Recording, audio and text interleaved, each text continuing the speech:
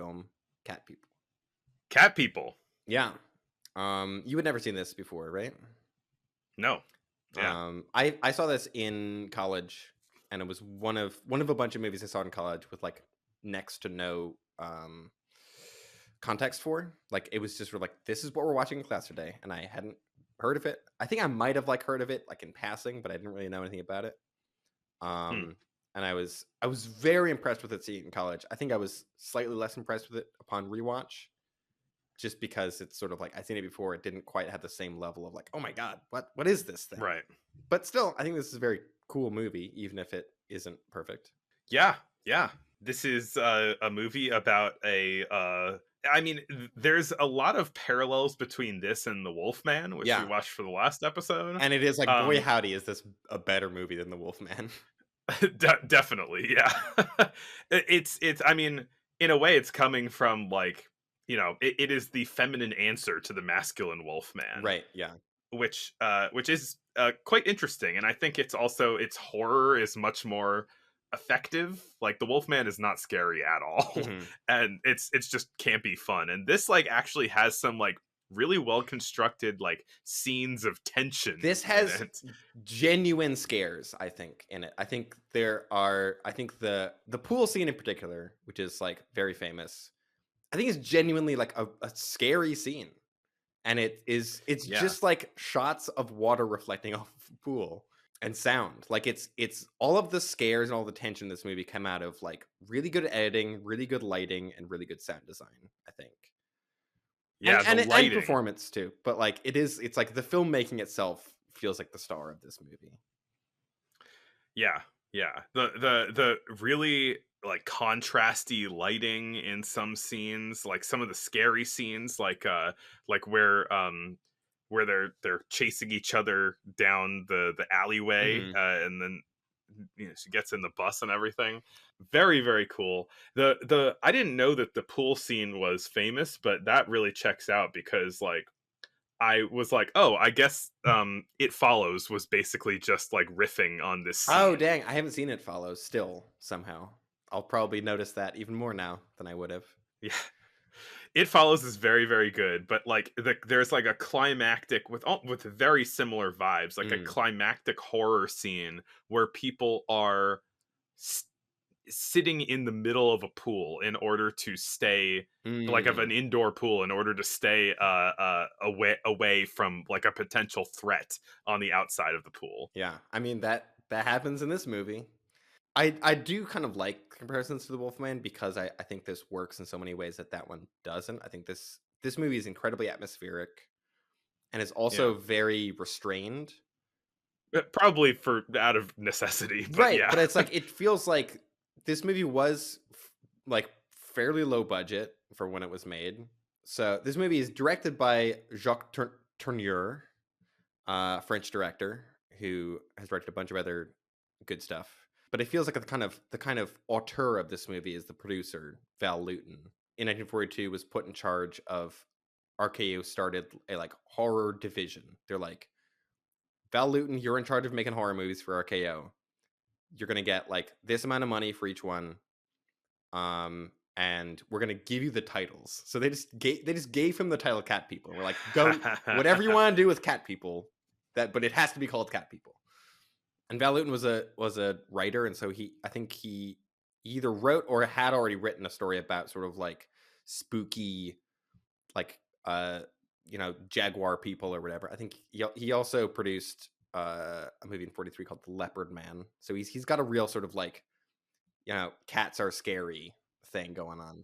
Uh-huh. This is also, by the way, the anti bringing up baby. It is Yes, it is yeah, like it's like opposite of Wolfman and also bring up yeah, baby. yeah. The sort of Val Lewton Jacques Tourneur collaboration is like very, I don't know, fruitful. Like this was like the first of these bunch of movies that they made, but I think it's kind of still regarded as one of, if not the best one. I haven't seen most of the other ones, but yeah, it feels like it was made with a lot less resources than something like The Wolfman. Like there aren't really a lot of elaborate sets. Like they reuse the sets from Magnificent Ambersons, for like the apartment staircase, and I think some of the other interiors. The staircase is definitely from Ambersons, though. Wow. You know what? I watched Cat People right after I watched The Magnificent Didn't Ambersons, pick and up on somehow it.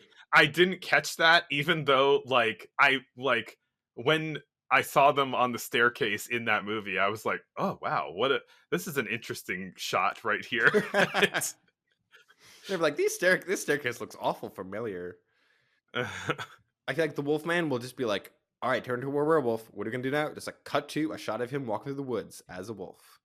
Whereas this movie like is kind of a monster movie, but it barely shows any sort of monster. It's all like suggestion and yeah, shadows and sounds. there's like no effects in this movie. Yeah. Like Wolfman has bad effects. This movie just has no effects, Yeah. but it is It works effective. so much better. And it's like Yeah. when you just hear like an echoey growl coming from like down a dark hallway, that's so much scarier than like seeing like a janky like cat person or something, you know?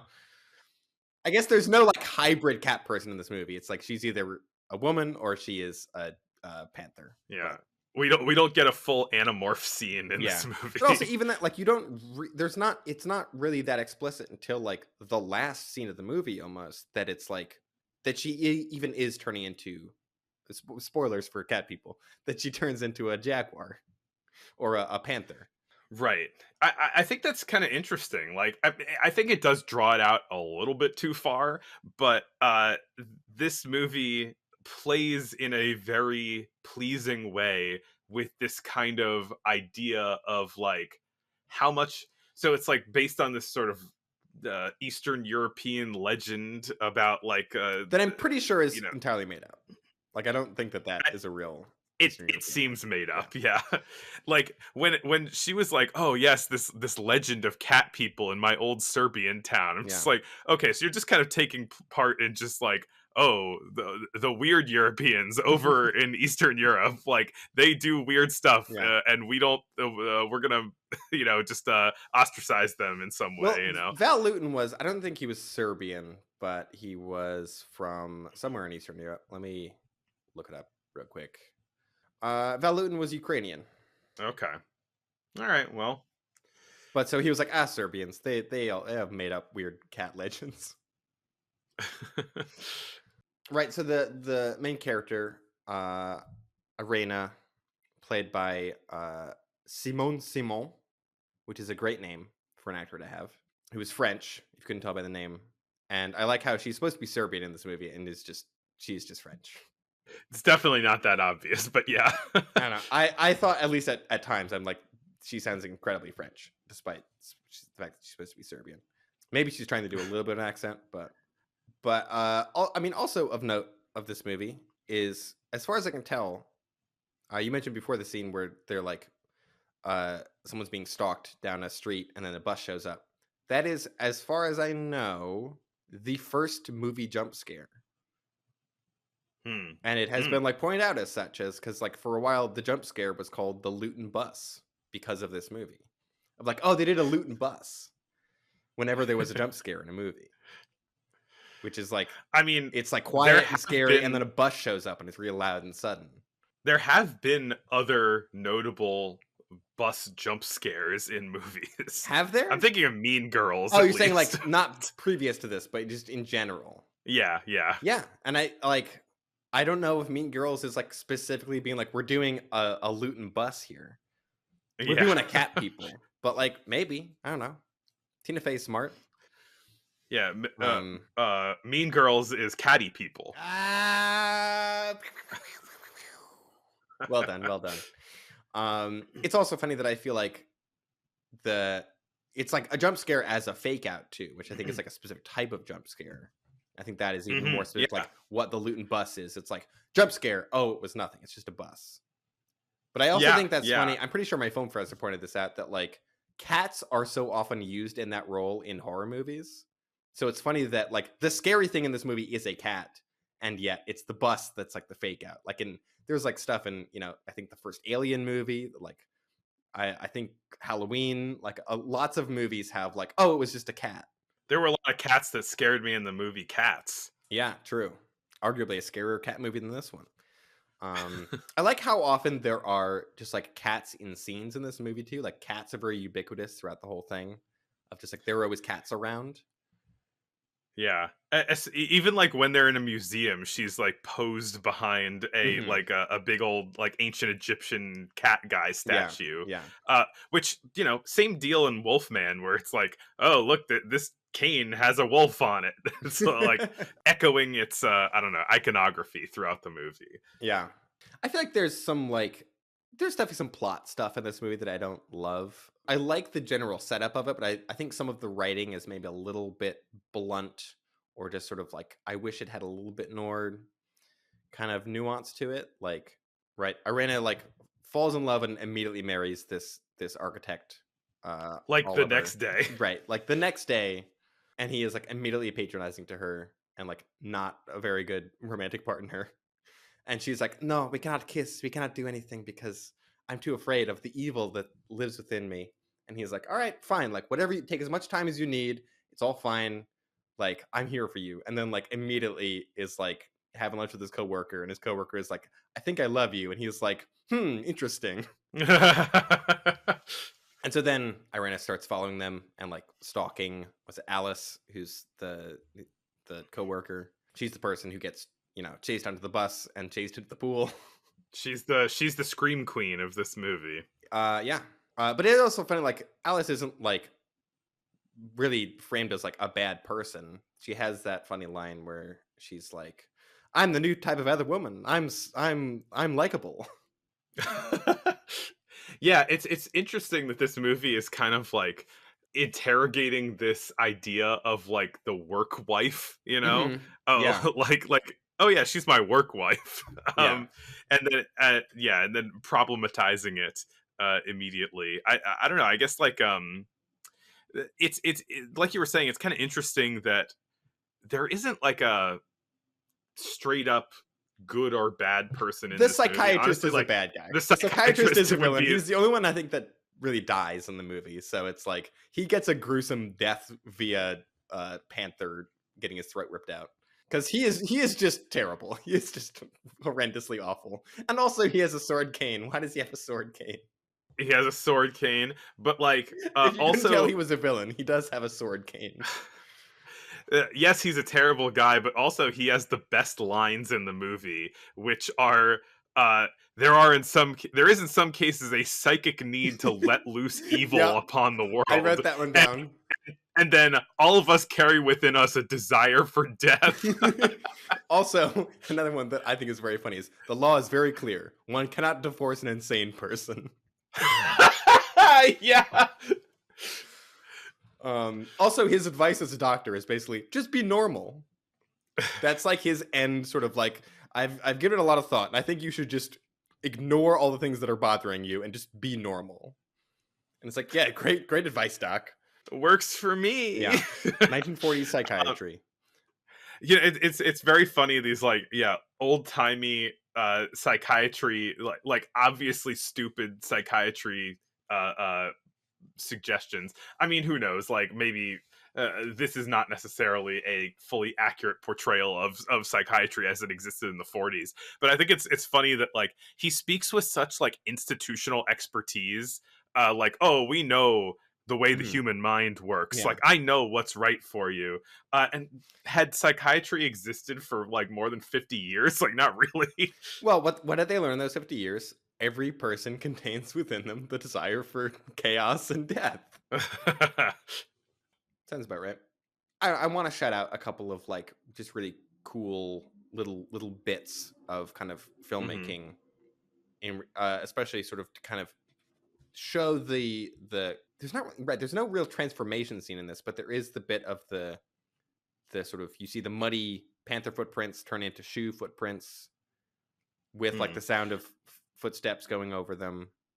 It's a very similar There was a shot in part that Wolfman. I couldn't tell how much of a transformation sequence it was, like where you just see her as a person, and then you see like a panther attacking the psychiatrist in shadow, Hmm. and it seemed like possibly the shadows were indicating some kind of transformation, but it all happened so fast Right. that it was kind of hard to tell. It is the kind of like the movie is I think purposely ambiguous for a while of sort of like how much is she literally turning into a giant panther and how much is she maybe letting a panther out of the zoo every night to murder people for her.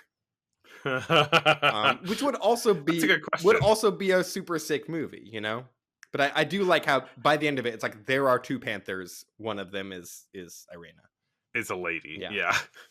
one of them is a Uh, lady. There's a also panther is a lady. a great shot where after she has like a big fight with her terrible husband, Irina's sitting on the couch and like just like runs her hand along the back of the cushion and it's like creates like claw scratches in the cushion. Yeah, And it's just like, yeah. yes, movies.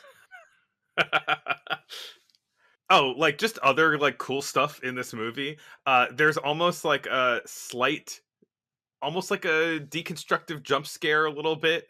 Also in like he's returning to his architecture office that he works at and he sees the revolving door move by itself. It's like, oh my god, like what's going on over there? And then it's almost like a gag, like, but it's Right. kind of scary too, where like, you know, you look down and it sees that there's like somebody scrubbing the floor and like inside of the revolving door, and that is what like made it move in a scary way. But it's like this movie is filled with stuff like that. Just like little scary little, you know, fake outs, little scary bits, and then just like so much great atmosphere. And it feels like also like the horror of this movie is so like psychological.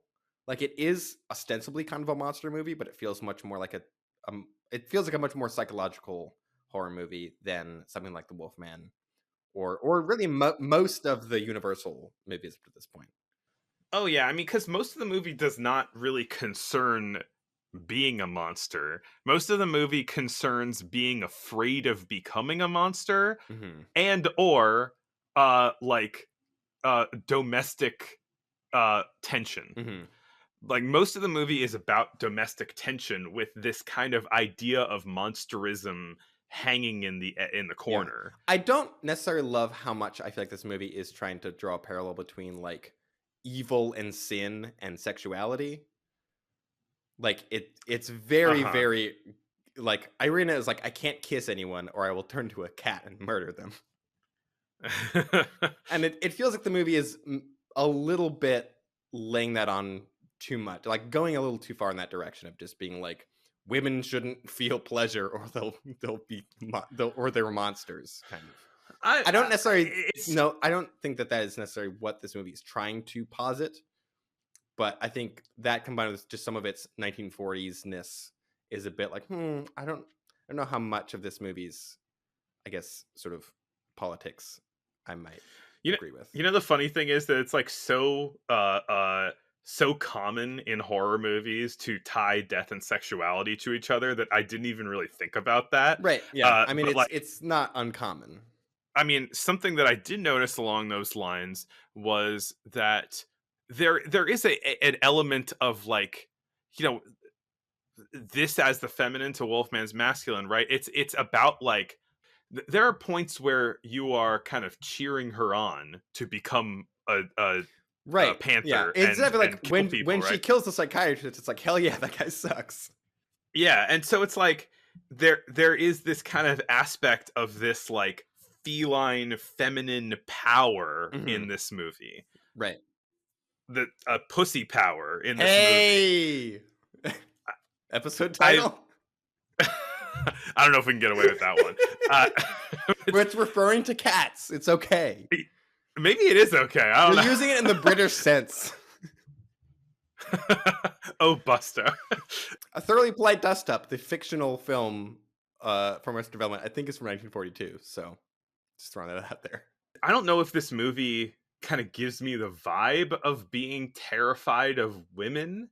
I think it is like portraying and kind of in awe of a certain mysterious female power that is so powerful that even she is scared of her own self. Hmm. Yeah. There's definitely like a lot of ways to pick that apart, but like I was inclined to look at it charitably, I guess. I feel like I go back and forth on it. Like I think I rewatched it again today, and I think I was maybe feeling a bit more down on it. I don't know. I think the first 2 times I watched it, I was, for whatever reason, also maybe just like watching it on my laptop, I like wasn't as engaged or like, as into it as I had been seeing it in. I also saw this in a theater back in October, which was great. Getting a lot of theater watches in for this episode. Nice. Yeah, I don't know. There's just a lot of talk of like, corrupt passion and such, and I'm just like, all right, movie, like, like feeling sexual desire is not like the most horrifying thing in the world. No, it's only the second most. But I also think, right, it is. I think you're right. The movie isn't positing that. I think it is the characters that feel that way. And so this movie is very much about like sexual repression, also. Mm-hmm. And I don't really think it is a like pro repression movie.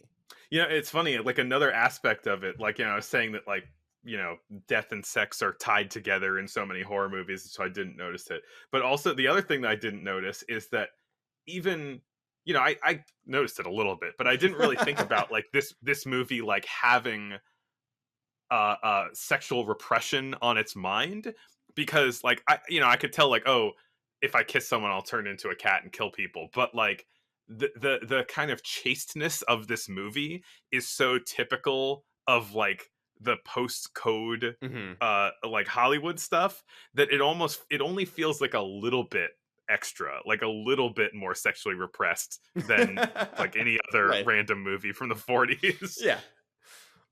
Very true. Yeah, I think this movie rules though, and I've never seen the remake, the Paul Schrader '80s movie with the David Bowie theme song. I like Schrader.